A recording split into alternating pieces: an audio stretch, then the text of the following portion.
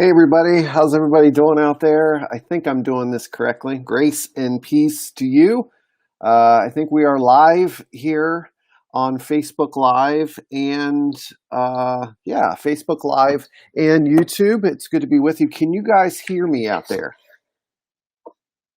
Hey everybody, how's everybody doing out there? I think I'm doing this correctly. Grace and peace to you. All right, so tonight we start the next section of the book of Revelation. I am super excited about this because what we've done is the first three chapters tell the first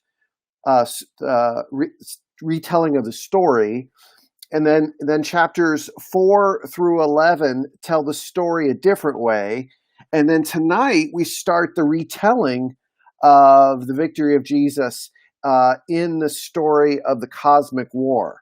So tonight is like a rewind and retelling of what we just talked about from a different lens, a different angle. And so we begin the last section of the book of Revelation. I hope you've enjoyed this. I have. This is not the first time I've done Revelation, but every time I teach the book of Revelation, there's new insights. I see things a little bit differently. I've grown in my faith. Maybe you've studied the book of Revelation and you've grown in your faith every time that you study it. But it's such an exciting book and a relevant book to what we're going through today in our world.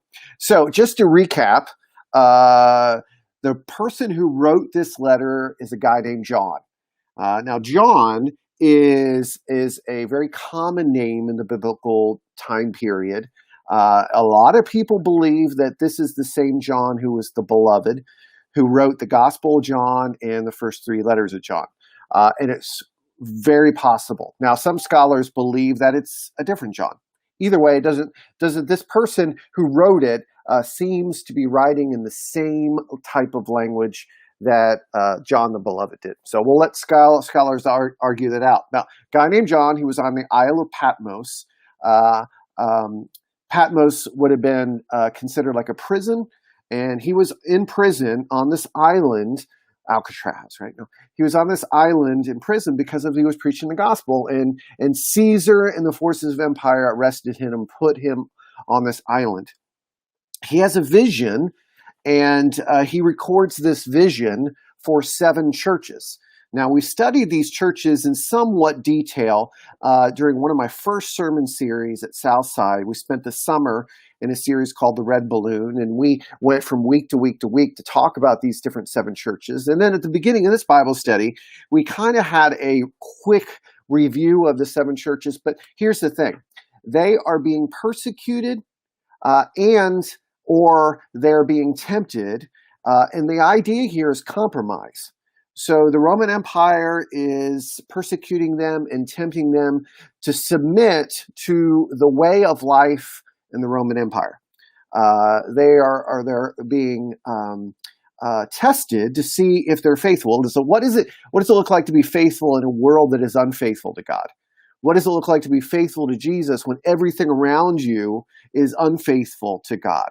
And that's the setting, and John's writing this letter that's going to be delivered to the churches. It would have been delivered to the first church. They would have read the whole thing, which would include the little letters for those churches, as well as the throne room scene and the cosmic war scene. It would have been read out loud, and then it would have went to the next church, and they would have read the whole thing also.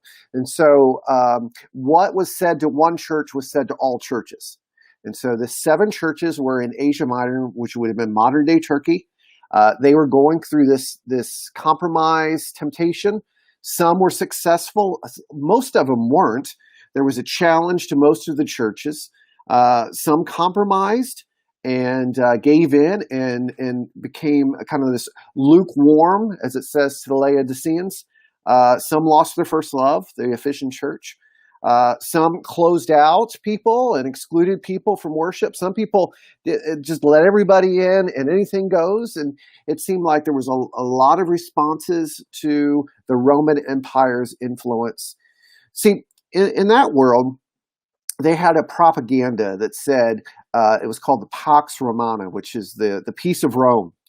And the idea behind it is Rome is the most powerful superpower there is. And as long as you toe the line, as long as you do what we say, as long as you worship Caesar, and as long as you a couple times a year pinch incense as a worship to Caesar, so you get your certification for purchasing things, to be part of the community, as long as you kind of did those things, Rome was a great place.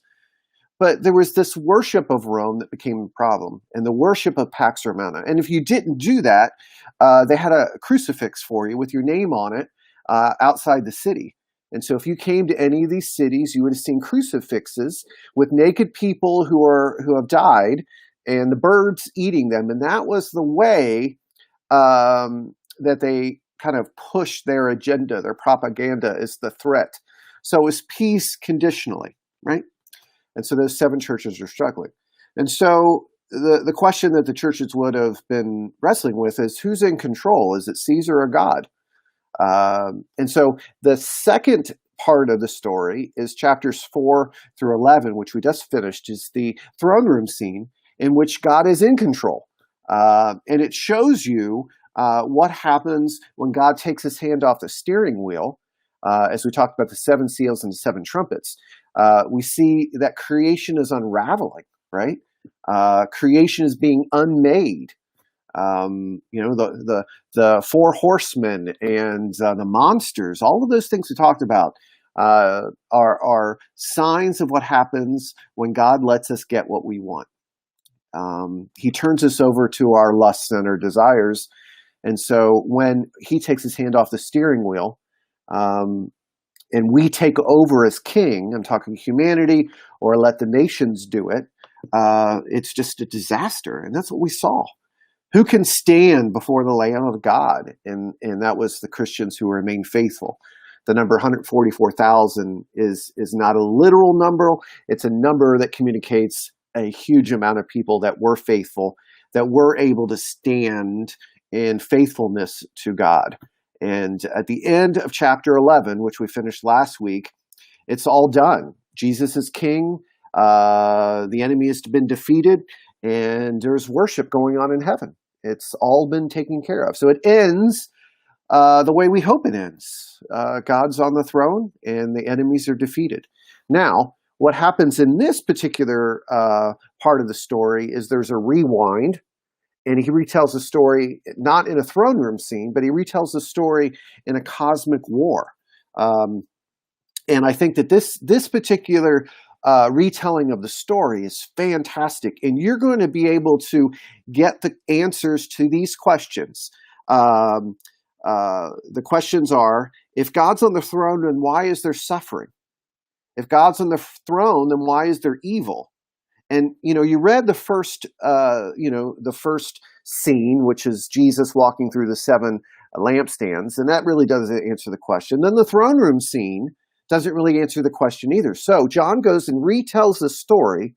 God gives him this vision to retell the story of the cosmic war to answer these questions of, if God's on the throne, why is there suffering, evil? Why is there wicked people who prosper? We sometimes say, why does it seem like wicked people prosper? Well, they do prosper. Why do they prosper in this world? Why do evil people get ahead? And so the cosmic war answers those questions. So if you've been wrestling with the problem of evil, it really tells you in this section of the book of Revelation. Now, as we read this story, we have to remember it was written to those 7 churches, not us.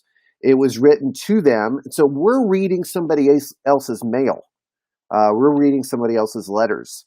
And so we have to remember that it's written to them, not to us. Now, we can build a bridge from them to us and try to apply the principles to our lives, but we have to remember it's not written to us. I believe most of this that we're talking about are things that meant something to those people. So the book of Revelation is not about predicting the end of the world. It really is about telling and revealing, unveiling the story that Jesus is on the throne and how that happens, and answers those questions that we have, which is fantastic. And I'm super excited to get into our lesson tonight. So a little bit more intro and a reminder of what we talked about over the last couple of weeks. John was asked to eat the scroll. If you remember this in Revelation chapter 10. The scroll represents the will of God on earth as it is in heaven. He eats the scroll, the word of God, and it's sweet to his taste, but it's bitter to his stomach.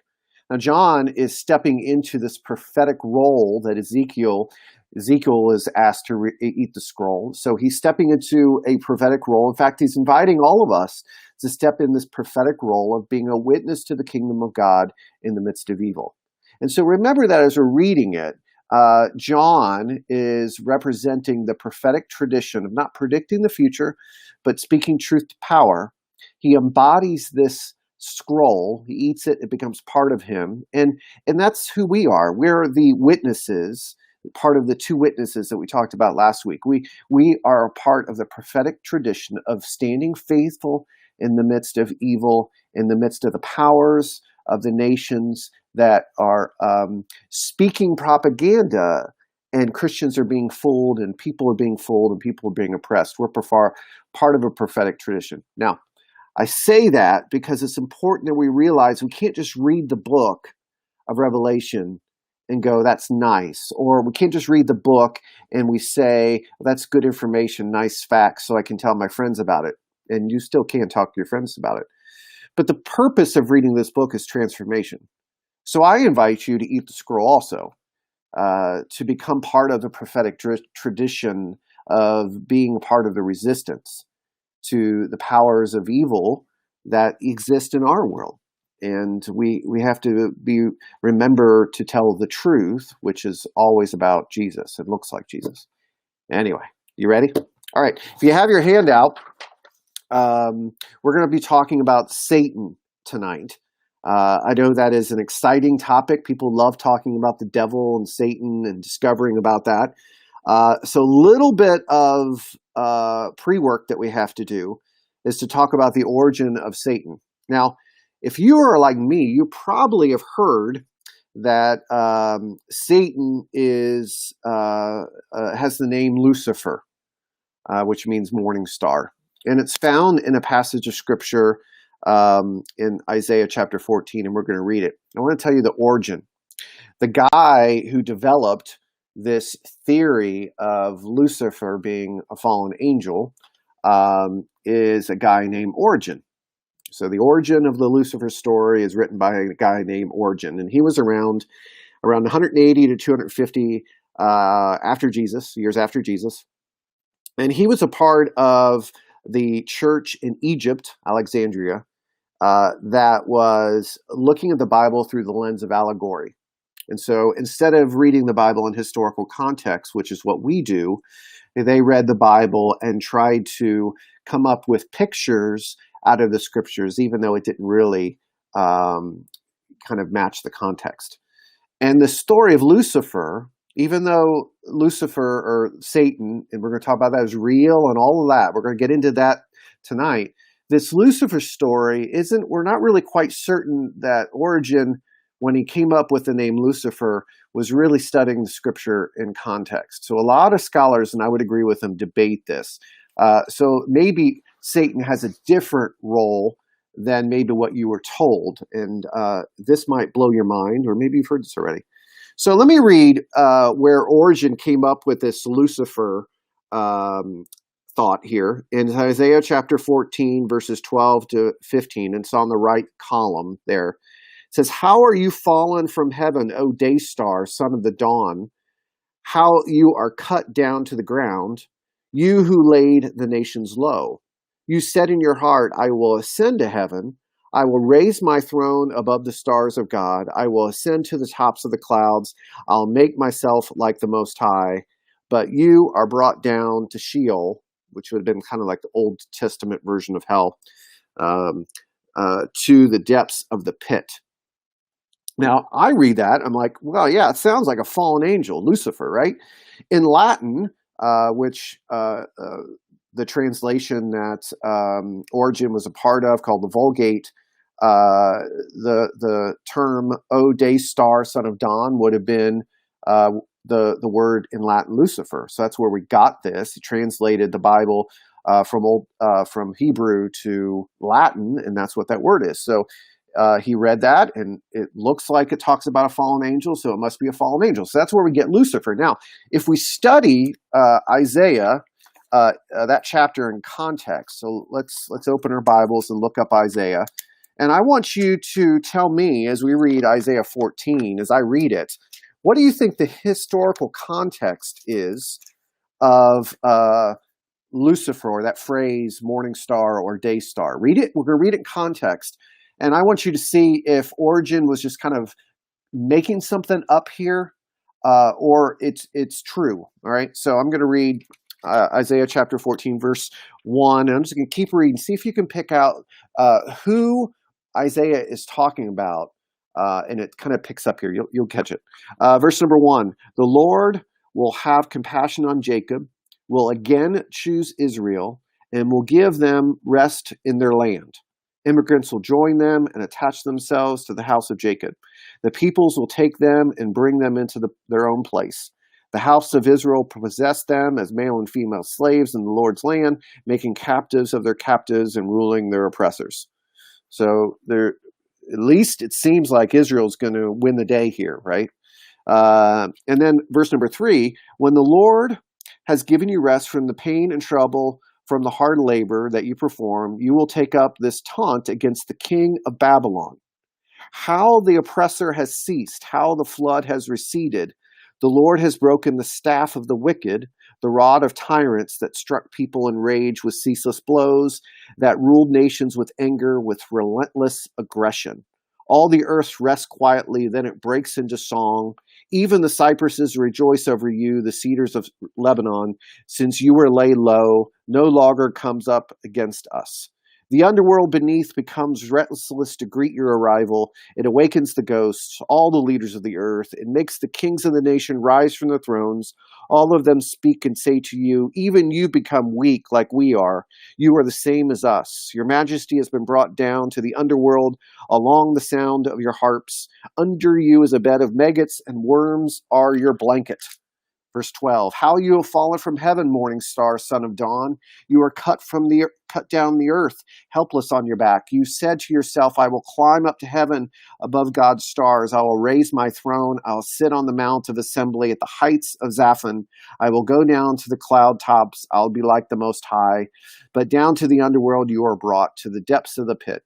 Those who see you will stare at you. They will examine you closely. Is this the man who rattled the earth, who shook kingdoms? Who made the world a wasteland and tore down its cities and wouldn't let his prisoners go home? All the kings of the nations lie down honored, all of them, each in his own tomb. But you are cast away from your own grave like a rejected branch, covered by the dead, and those pierced by the sword, who go down to the stormy pit like a trampled corpse. Now, did you catch it? Who is Isaiah writing about? Who is this guy who's going to get trampled? Who is the one who is going to fall down to the pit? Does anybody catch it? Jennifer, this is Isaiah chapter 14. We're talking about Lucifer, the myth of Lucifer. If you read it in context, Isaiah 14 is about the king of Babylon, and it's a statement about his downfall. So it's not written about an angelic being. Again, Origen was writing or allegory, and so he developed this theory of Satan being a fallen angel named Lucifer. And so that's a kind of a myth. I don't think it really has any theological legs to stand on. If you read that chapter in context, it's definitely written about the king of Babylon, not about an angel named Lucifer. Now, that's that. Now let's jump into where we do see the word Satan in the Old Testament. So we're going to paint this picture of who Satan is so that we can understand who Satan is in the book of Revelation. So the Old Testament has 3 verses that mention the word Satan. I think it's important that we recognize it. If you have your Bible, would you turn with me to Job chapter 1? And maybe you've heard this story before. Job chapter 1 is fantastic. Job's a great guy. And then in Job chapter 1, it says, verse number 6, one day the divine beings came to present themselves before the Lord, and the adversary also came among them. Now, adversary is the word Satan in Hebrew. Okay, so anytime I read adversary, I think of Satan, right? So the adversary, Satan, also came among them. The Lord said to the adversary, "Where did you come from?" The adversary answered the Lord, "From wandering through the earth." The Lord said to the adversary, "Have you thought about my servant Job? Surely there is no one like him on earth, a man who is honest, who is above integrity, absolute integrity, who reveres God and avoids evil." The adversary, Satan, answered the Lord, "Does Job revere God for nothing? Haven't you fenced him in the house and all he has, and blessed him, the work of his hands, so that his possessions extend throughout the earth? But stretch out your hand and strike all that he has. He will certainly curse you to his face." Then the Lord said to the adversary, to Satan, "Look, all that he has within your power, only don't stretch out your hand against him." So the adversary left the Lord's presence. So this scene here, Satan is what looks like a position in the royal court of God, the royal assembly. The word Satan here is not a name, it's a title. It's actually, if you would look at Hebrew, it would say the Satan, the adversary, the accuser is how it's mainly translated. So in Job's scene, it seems like Satan is a member of God's royal assembly or his court. He's the prosecuting attorney that's a part of God's court. And his job is to go out and look at the sins of the world and report back to God and write it in God's book. That's the position that we would refer to as the Satan or the adversary or the accuser. Now that's one mention. Another mention is Zechariah 3, which is very similar. And then there's another mention, and I just want you to see this. If you're looking at the right part of your handout, it says there's 2 Samuel chapter 24, verse 1, and 1 Chronicles 21, verse 1. Now, let me give you some context to these verses. 1st and 2nd Samuel and 1st and 2nd Kings tell the story of Israel and the kings, all right? Chronicles is a retelling, but more of a Reader's Digest version of 1st and 2nd Samuel, 1st and 2nd Kings. If you would read the Bible straight through, you would kind of reread all the stories over again because Chronicles retells the stories from a different time period, a different point in history. Now look at this. They're telling the same story here, and I want you to see the difference in the retelling, how it's different. One mentions God, and the other one mentions Satan. It's really interesting. 2 Samuel chapter 24, verse 1, it says, "The anger of the Lord burned against him, against Israel, and he caused David to harm them by taking a census. Go and count the people of Israel and Judah," the Lord told him.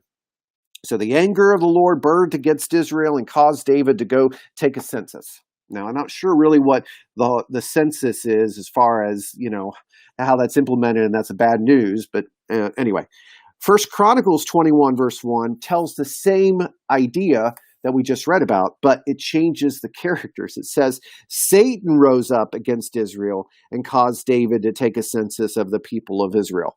So one version of the story says the anger of the Lord and David took it, and the other one said Satan rose up against Israel and caused David to take a census. So what's going on here? It goes back to that idea that we see in Job and Zechariah, that Satan was a member of God's court. And so Satan served in the Old Testament time period, served God. He was God's prosecuting attorney, all right? That's important. So it's mentioned 3 times in the Old Testament, the word Satan. And all 3 mention this idea of Satan being a prosecuting attorney that was a part of God's royal court. Now, what we see in Revelation, we see that this person falls and becomes the Satan that we know in the Old Testament. So the Lucifer story as a fallen angel in the Old Testament really isn't quite as strong as maybe we thought of. But in the Old Testament, Satan is the prosecuting attorney. He's the title called the Satan. And he writes a lot about this, right? So now we get to go to the book of Revelation, and we see this prosecuting attorney fall from grace, right? And take the angels with him. It's not the story that maybe we heard from the beginning of time, there's been the fallen angels. It really seems like the Old Testament, Satan is the prosecuting attorney, part of God's court, and then he gets into trouble in the book of Revelation. So I'd like you to see the time period today when we get into this, when Satan falls. It's not in the Old Testament. It's at a different timeline, right? All right, so let's see if I hit all my notes here. All right, so we're going to look at Revelation chapter 12, verses 1 to 6. And if you're in your notes, you can see that there's a little statement here that says background, the cosmogony, divine combat. And it's what I want to mention here is that almost every nation in existence in the time period around Israel, their creation story was about everything was created through combat. Two gods wrestled each other, two gods were at war, and then the winner, because of that war, everything was created. And so a creation was accomplished through the winning of some sort of war. And Yahweh spoke things into existence. There wasn't any war. So this cosmic war theme is very familiar within the other ancient stories. And in almost all those stories, water is seen as chaos and evil. And that metaphor of water being in the sea and the ocean, things like that, being chaos, creeps into what we're going to talk about tonight. And so let's go ahead and read Revelation chapter 12. We're going to start where we picked off last week, Revelation chapter 12. And sorry, I'm not paying attention to whoever was online here. Hi, Jennifer. Hi, Darlene. Hi, Samuel. Hi, Rick. Hi, Sharon. Hi, Susan. Hi, Yvonne. Hi, Tanya. Hi, Kevin. Hi, Mary. Hi, Stacy. Hi, Amy. Hi, Tris. Good to see you guys. I'm not sure if you're all on there right now, but many of you will pop on and watch it later. All right. So Revelation chapter 12, verses 1 to 6. Then a great sign appeared in heaven, a woman clothed with the sun, with the moon under her feet, and a crown of 12 stars on her head. She was pregnant, and she cried out because she was in labor, in pain from giving birth. Then another sign appeared in heaven, and there was a great fiery red dragon with 7 heads and 10 horns, and 7 royal crowns on his heads. His tail swept down a third of heaven's stars and threw them into the earth. The dragon stood in front of the woman who was about to give birth, so when she gave birth, he might devour her child. She gave birth to a son, a male child, who is to rule all the nations with an iron rod. Her child was snatched up to God in his throne. Then the woman fled into the desert where God has prepared a place for her. There she will be taken care of for 1,260 days. All right. So we have 3 characters that we're going to talk about here in this particular section. The first character that I want to talk about is the dragon. Now, if you read a little bit further, you find out that the dragon is Satan. All right. So when you read this, we kind of learn a little bit later. So I'm going to kind of peek ahead a little bit and then bring it back. The dragon that we see in the rest of this cosmic war is Satan. So this prosecuting attorney that we see in the Old Testament, now we see him and he's displayed as a dragon. And then he has these different 7 heads, 10 horns, 7 crowns. If you remember our numerology, 7 is complete or whole. 10, let me look back at our symbols guide that we hand out. 10 is wholeness, but with a sense of totality. 7 is the number of perfection. So this dragon has total, whole, perfect power. It's meant to communicate he was strong and powerful. Again, this is Satan. And then what we see is the woman, and the woman's pregnant, going to give birth. So the woman is, a lot of people say that's Mary. But with the 12 stars, if you remember the number 12 represents the church or Israel. Most people see that the woman here is the church. And so the 12 stars represent Israel or the church. And the giving birth in the Greek language is the word tormented. And so we see that this woman, this that represents Israel and the church, was tormented in this story. And then the child here is Jesus. And there's a reference here of Psalm 2, verse 9, that predicts the Messiah. So there's three characters in that first story. The first part of the chapter 12 are the dragon, which is Satan, the woman, which represents the church, and the child, which represents Jesus. Now let's go back and read this again and see what happens here. There was a great sign appeared in heaven, a woman clothed with the sun, with a moon under her feet and a crown of 12 stars on her head. She was pregnant, and she cried out, and she was in labor to give in pain from giving birth. Then another sign appeared in heaven. It was a great fiery dragon with 7 heads and 10 horns and 7 royal crowns on his head. His tail swept a third of heaven's stars and threw them into the earth. The dragon stood in front of the woman who was about to give birth, so that when she gave birth, he might devour her child. She gave birth to a son, this is Jesus, a male child, who was to rule all the nations with an iron rod. That's the reference to Psalm 2, verse 9. Her child was snatched up to God in his throne. So there's this picture of the child was born on earth, and then he ascended to the throne. So most scholars say that this ascending is the death, resurrection, and ascension, that he was snatched away up in heaven. So he was on earth. He accomplished this, what he was meant to do, and he was sent to heaven. And all the while, when he was on earth, the Satan wanted to snatch the child. But instead, the child was snatched up to God on his throne. Then the woman fled into the deserts, that represents the church, fled into the desert, with God has prepared a place for her. Then she will be taken care of for 1,260 days, which represents 3.5 years. 3.5 is a half of 7, which means an incomplete or a temporary period of time. If 7 is perfect, then 3.5 is a kind of a temporary period of time. So the woman goes to the wilderness where God protects her. Now, this is really important to set things up, because in verse 7, it all breaks loose, right? Hell breaks loose. So we're setting this up is that the Satan, the dragon, wanted the child, because once the child goes to the throne, there is no need for an accuser. In other words, Satan's job is taken care of once Jesus goes to the throne. Because it's like, in Romans chapter 8, verse 1, it says there's no condemnation, there's no accusation anymore because Jesus is on the throne. Satan lost his job.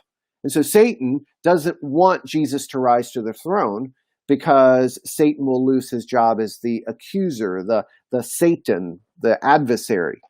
And so what we see here is the church escaping into the wilderness when Jesus is ascended to heaven to sit on the throne, and the adversary loses his job. Now, let's go to that same chapter, chapter 12, verse number 7. Then there was a war in heaven. Michael and his angels, Michael's an archangel, fought the dragon. So they fought Satan, and the dragon and his angels fought back, but they did not prevail.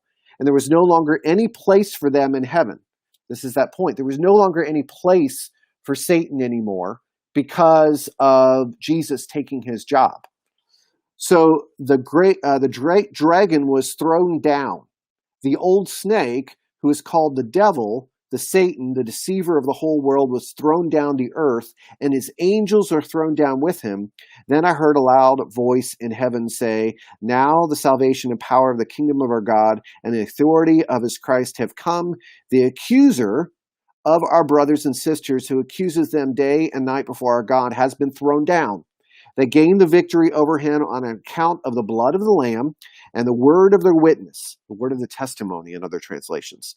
"Love for their own lives didn't make them afraid to die. Therefore rejoice, you heavens, and you who dwell in them. But oh, the horror for the earth and the sea. The devil has come down to you with great rage, for he knows he only has a short time." So, backing up a little bit, Satan in the Old Testament had a job. It's a title of accuser. His job. I mean, he even did that to Jesus in the wilderness. Now, when Jesus dies and is resurrected and ascended, there is no need anymore for the accuser to do what the accuser did, which was go and report all the sins that people committed and write them in the book, report them to God, write them in the book. When Jesus ascends to heaven, there is no more condemnation. So Satan rebels against God, and he's in a fight with the angels. And because of what Jesus has done, there is victory, and there is no more place for accusation and adversary in heaven. And Satan is thrown down to earth. Now, the problem with that is he's raging on earth. But it's only for a short time, a limited time. And so things are good in heaven because Jesus has ascended to the throne, but this temporary rage is going on earth. Now, I want to kind of say here, next week we're going to kind of get into when Satan builds his armies to rage against the people of the earth and how that happens. We're not going to get into that today, but I want you to kind of look forward to that conversation as we get into chapter 13 next week. Now, that passage that I read, Satan has 4 titles, or the dragon has 4 titles. The first that's mentioned is a snake, the ancient serpent. Now, this would have had reference to the snake in Genesis chapter 3 that tempted Adam and Eve. But a lot of people would have also heard in that time that the serpent would have, because of the metaphor of water being chaos, that idea of Leviathan, right? And that we read in Job and the other Old Testament stories, there was a fear of the sea monster. And so this just kind of plays into that in that mindset of those days. The devil, the devil is not mentioned in the Old Testament. It's a New Testament concept. The devil is someone who is the opposite of God, somebody who is referred to in the New Testament as the father of lies, right? And then Satan, which is the accuser, that's the third one. And the fourth one is the deceiver of the whole world. So when this dragon falls down to the earth, he is the deceiver of the earth. Paul talks about this. Paul talks about how he rules the nations. He's the prince of the air. He uses a lot of terminology to communicate that this fallen accuser with the angels have come down to earth, and they are the deceiver of the world. Their particular time period is short. Jesus has won the victory, but in his limited ways, Satan is trying to wreak havoc on the earth. But the victory is already won. It's like the war is won, but there's still battles taking place, skirmishes. I'm sure you've heard stories of war heroes, people that were fighting the battle that hadn't heard that the war was over, and so they kept fighting the battle. They had to get the word out that the battle was over. That's kind of the gospel message, that the good news, the war is over, right? Christus victor, Christ is victorious.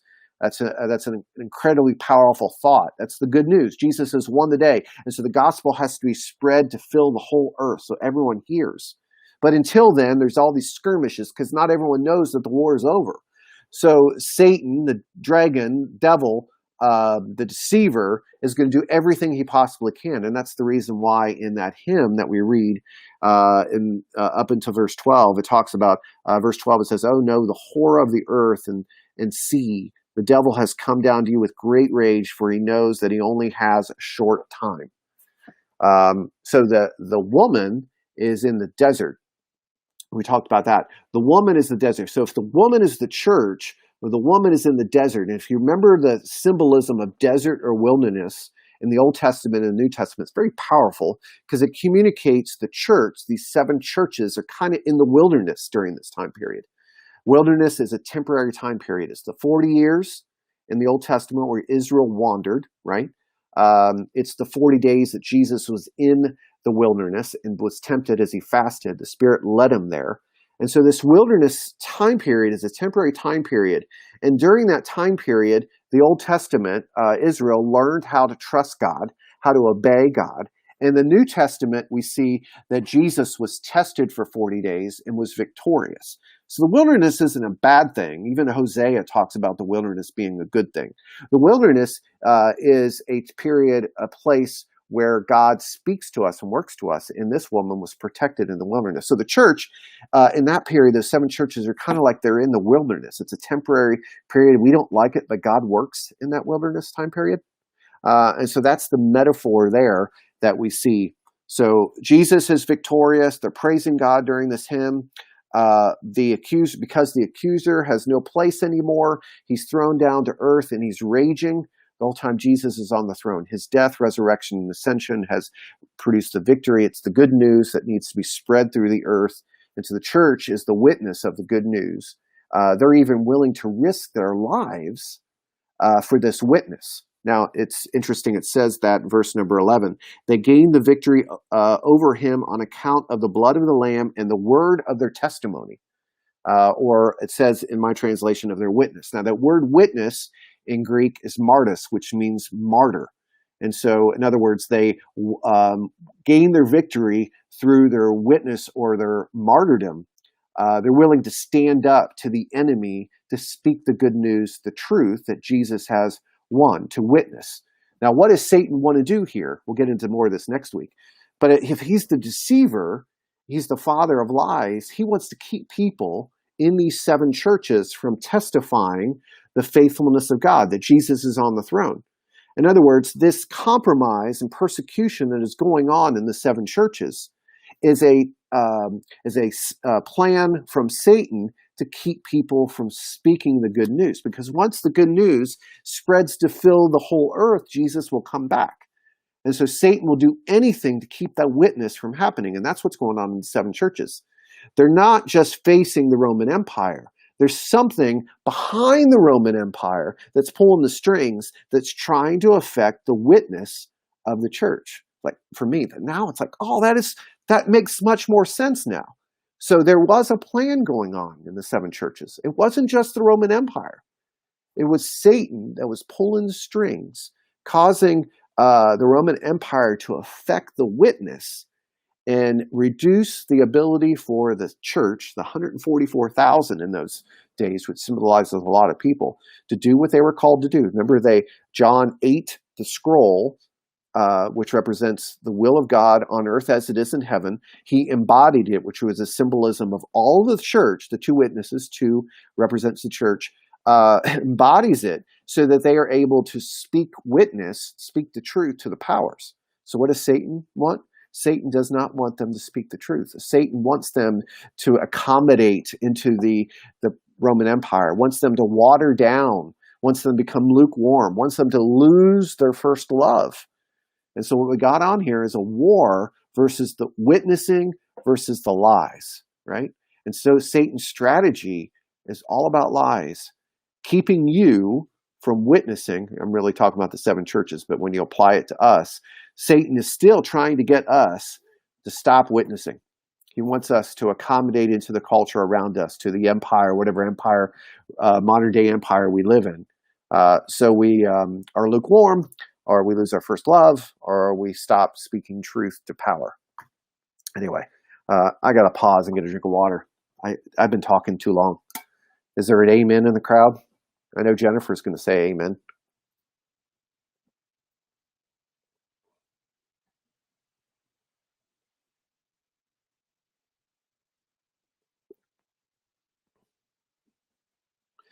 Jennifer has a great question. Why can't God just say this is what will happen?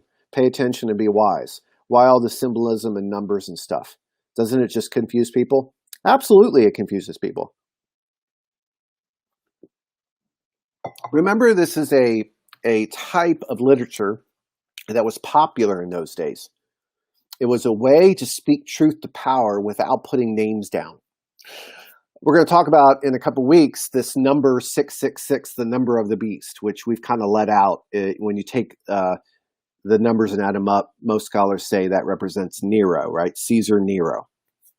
So John couldn't write Nero on a scroll and get that out of prison, Just like today, everybody reads the prison. There's someone in the prison who reads all the mail of the prisoners before it's sent out. It's the same concept. And so God, in his amazing sovereignty, speaks this vision to John, so John could communicate in such a way that it would get off the island to the seven churches. So it's part strategy, part that people were used to this type of literature. We're not. And remember, this type of literature, the fulfillment of these things happened within the first century or two after it was written. And so everything that was written in this letter would have made sense to the people that read it. But it confuses us because it's not our letter. We're reading somebody else's mail. And we're reading a genre of literature that we're just not familiar with. And so often the reason why this is confusing is because so many people try to take it literally. I mean, the Left Behind books, for example, great novels, great stories, but somebody took Revelation and literalized it. Instead of looking at it for the type of literature that it is, they took literal and made two witnesses, and instead of the numbers representing something, which is what apocalyptic literature, they would have made it mean literal things, which is not a correct way to interpret. I mean, it's great to sell books and movies, and it's entertaining, but it's not the way that you interpret apocalyptic literature. So a lot of people read this and they read it incorrectly. But if we read it in context, read it historically, and also appropriate, literally, not literally, in the type of literature that it is, we see that it's like Daniel. It's a genre of literature we're not familiar with. So the metaphors and the symbols are a way to speak truth to power. I mean, if I wrote a letter and I talked about a leader, I won't say our country, let's say we're in another country, and I was criticizing the president and trying to create a revolution, right? Somebody would get hold of that letter and rip it up, right? Or I would get arrested, right? If I was trying to raise an upbringing or something. I'm not doing that, by the way. Anybody, big brother, listening to my little Bible study here, I'm not interested, right? So don't arrest me. But the point is, there's always people who work for the power that are a part of the system that try to squelch uprising. And so this is a way, using metaphors and symbols, to get the word out. And it would have got the word out to those seven churches. They would have recognized that they have to stand up and even risk their lives for this thing. Because Jesus is won the day. That's the gospel. That's the good news. Jesus is king, as we talked about in January and February during our sermon series and Bible studies. The good news, the gospel, is that Jesus is Lord, Caesar is not, right? So that's the reason why. I know it's confusing, but when you kind of look at it historically, it makes a lot of sense, to me anyway. The accuser, the Satan, is the person pulling the strings behind this big bad, the Roman Empire. And we're going to see how next week the big bad Satan recruits an army, beast, and all of these things to carry out this mission to stop the church from witnessing that Jesus is King, Jesus is Lord. So it's pretty cool. All right, well, I'm losing voice here, and I only have a few more minutes. Yes, so Jennifer, you asked, so all of John's contemporary readers would have understood. Absolutely. This would not have been confusing. We don't understand numerology, except for you, Jennifer Kaufman, because you love that number stuff. We don't get it, but all of those people would have understood. Absolutely. They would have got it right away. They would understand all the symbolism. Remember when we talked about the seven churches, all the architecture and the different symbols in the cities? They got those things. They knew their stories. We don't. So we have to read so much into it just to scratch the surface of it. I mean, Martin Luther didn't want this book in the Bible, right? He wanted this chucked because he said, if we turn the Bible over to people, they're just going to be confused by the book of Revelation. So he wanted this book as well as James. Sorry, Tanya. Martin Luther wanted James out of the Bible because he thought it was just fluff. He called it a book of straw. James and Revelation he wanted out. Confusion and lightweight stuff. Now, James is not lightweight. It's not straw. It is awesome, and so is Revelation.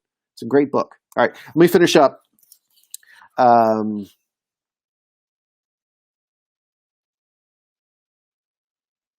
right. Yeah, so we're just going to finish up. There's a lot of symbolism in this. Verse 13, when the dragon saw that he had been thrown down to earth, he chased the woman who had given birth to the male child. The woman had been the church, but the woman has given, but the woman was given 2 wings of great eagle so that he can fly, so she could fly to her place in the desert. There she could be taken care of out of the snake's reach for a time and times and a half a time, which would have been 3.5, right? There she would have been taken care of out of the snake's. Okay, I read that already. Then from his mouth, the snake poured a river of water after the woman so that the river would sweep her away. Remember, water. There's a little map in your handout, and it talks about, they thought, because of rain, they thought the up above the clouds was a whole ocean called Ocean of Heaven. And so they thought there was chaos above, and they thought it was a flat earth. And so you go out beyond the land, there's chaos out there. And they knew, because of rivers and stuff, there was water underneath the earth, because they dig pits and there was water underneath. They thought that chaos was above, to the left, to the right, and underneath, right? So anytime you read sea, river, water, there's this ancient metaphor of chaos. And so when Satan has water coming out towards the woman, which represents the church, it was that idea of that chaos. So Satan controls the chaos, right? Would sweep her away. But the earth helped the woman. Isn't that cool? The earth helped the woman. Creation even helped the church. How cool is that? Creation, in Romans, it says all of creation is groaning, longing for the day that the people of God become the children of God, longing for the second coming. The creation is groaning because of sin and Satan. Anyway, I'm going to get babble, go on and on here. The woman, or the earth, opened its mouth and swallowed the river that the dragon poured out of his mouth. So the dragon was furious with the woman, and he went off to make war on the rest of her children, on those who keep God's commandments and hold firmly to the witness of Jesus. Boom, right? And so what we see here is the dragon gets frustrated because the earth helps the woman, and so he's going to make war against the rest of her children, which would have been the church, right? The brothers and sisters who keep the commandments, God's commandments, and hold firmly to the witness of Jesus. So chapter 12 ends with Satan deciding he's making war against the children of God, the brothers and sisters. There's this metaphor in Revelation of the bride, the marriage supper of the Lamb, the church being the bride. So this is that metaphor, the woman being kind of it. Yeah, you got to go with it, just off of numbers and metaphors. But the children represent the actual brothers and sisters, the people of God, the ones that are risking their lives for the King. So that kind of ends, and it's a setup for what happens next. And then we get into the beast, and we get into the whore, and we get into some really crazy stuff. But that's Satan's armies going against the people of God, these people in the 7 churches. And the whole time in heaven, Jesus is king. And what's happening on earth are the skirmishes and the battles. But the purpose of the church is to get the word out, make disciples, and get the word out to spread, to fill the earth, right? Make disciples of all nations. Oh, and there's so much stuff I want to talk to you about, which is going to happen in the weeks ahead. The 70 nations that we see in Genesis chapter 11. There's just so many beautiful things. And it really, because we've been scared of Revelation, we miss the beauty of it. But the beauty of it helps us understand what we're seeing around us. Remember, the audience of this is the 7 churches, but it's not too difficult to see how some of this stuff still exists today. And maybe, this is application stuff, maybe that time period, the temporary time period, the 3.5 years, not 7, 7's complete, 7's perfect, right? The 3.5 years that we live in which the church is in the wilderness, right?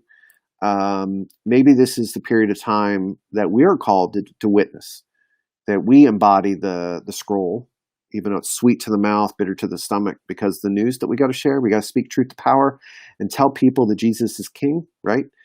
So we fill the earth with the goodness of God, and Jesus comes back and renews the heaven and earth. Now, interesting thing, when we get to the last two chapters in the book of Revelation, Revelation 21, it says there's no more sea.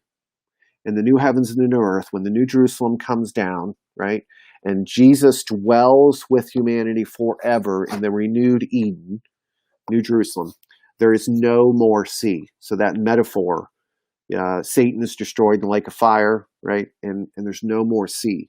So we're in that 3.5 years, and I'm not talking about a literal 3.5 years. I'm not predicting the second coming or any of that, because it's metaphor. 3.5 is an undetermined, unfulfilled period of time, but it's temporary.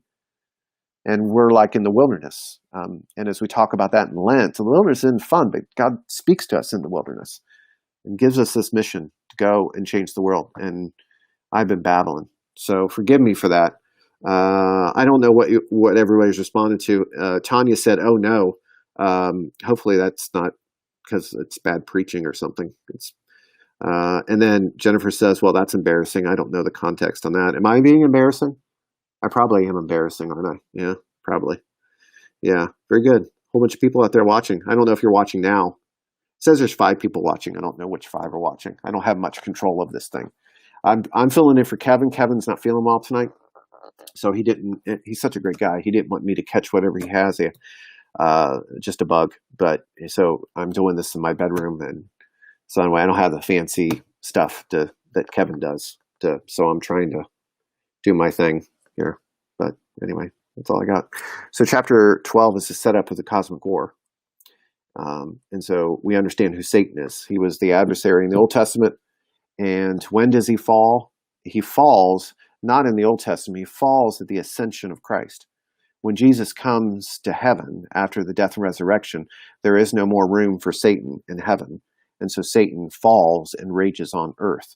So in a way, he is the fallen that we talk about in Lucifer, but that Lucifer text isn't correct. So, but I think when you take a look at the title, the Satan in the Old Testament, and then you take a look at Satan here, it makes more sense that the kingship of Jesus is what caused Satan to, anyway, all speculation, right?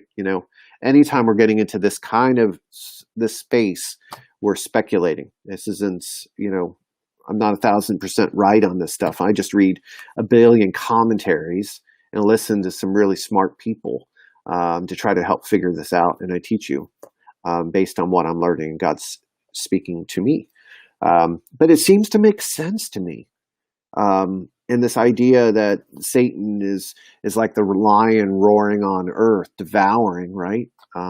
He's speaking lies and trying to get us to give in and compromise. And the main purpose is the compromise ruins our witness. And so we're no longer able to tell people that Jesus is king. That's the gospel. Remember, the good news is to be proclaimed to fill the earth. And if we don't do that, the church doesn't do that, then while Jesus is in heaven on the throne, we are not doing our role that precipitates the second coming, that Jesus is going to come back at the time that's right, when the Father says, hey, now's the time. But we got a job to do, right? So hopefully this babbling made sense. Again, anytime we talk about symbols and stuff, it gets kind of crazy. But I'm done. I'm a mess. I'm calling it. So I did my deal. Hopefully it made sense to you guys. And let me pray for you. And next week, I'm super excited about chapter 13. It's really cool. And really scary because the dragon and the beast, not the roller coaster at Kings Island, my favorite roller coaster, the beast, which is the number of the beast, 666, right? A little hint what the beast is. So let's pray together. Father, we thank you for the book of Revelation. A scary book at times. But when we look at history, when we take a look at it, a guy in prison receiving a message to send to 7 churches, and it's full of symbols, and to get off the island to get to the people, and written in such a way that they would have made sense of it. And yeah, it's confusing to us and the Spirit. We are thankful that you are bringing these things to light, that you're helping us understand this very confusing book, and we trust you in that. But help us to see it in the right context. Let us study the Bible faithfully. Let's not make it say something that it doesn't. So teach us, Lord. Help us to be faithful witnesses. Help us to speak truth to power, to be in the tradition of John in the church. Let us be faithful. Let us not compromise to the powers that are around us and the sin that entangles us. But let us be faithful witnesses, even unto death. May we be found faithful, Lord. May our churches be found faithful. And even though Satan rages and wars with the church and the brothers and sisters, let us keep the commandments of God. Help us to be obedient to your truth. Help us to hear your voice.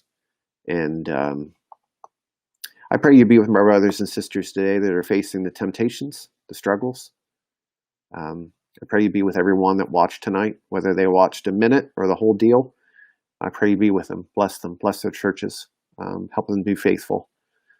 Be with the needs, the physical, emotional, mental, spiritual needs that they have and their family has. Be close to them, Lord. We're thankful that you're on the throne, that you're the king of our lives and you're the king of our churches. You're the king of your kingdom. And help us to preach the good news to fill the earth. We love you and thank you. Bring us back next week as we continue to study this amazing book. Grace and peace, everyone. Take care. Amen.